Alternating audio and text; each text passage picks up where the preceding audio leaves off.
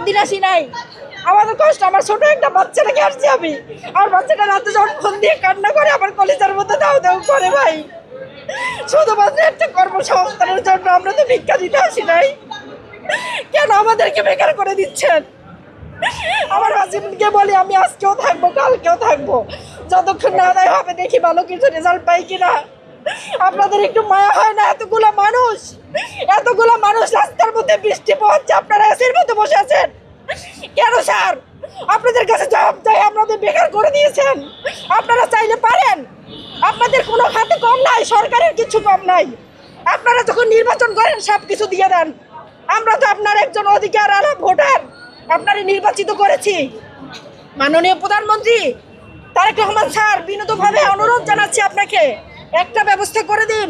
আমরা ইউনিয়নে একজন, আমরা তো ইউনিয়নে 5 জন না, তাহলে দাবি করতাম না, একজন।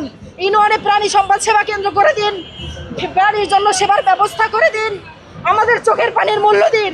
দিন কিন্তু একদিন না, দিন আসবেই। আমরা রাজপথ ছাড়বো না, আমাদের দাবি আদায় করতেই হবে, আপনি দিতেই হবে। আপনাদের দেওয়ার ভান্ডার কম নয়, আপনি সরকার, আপনি মন্ত্রী, আপনি সবকিছু, আপনি যদি সবকিছু মেনে কারণে, শুধুমাত্র এলএসপির কারণে।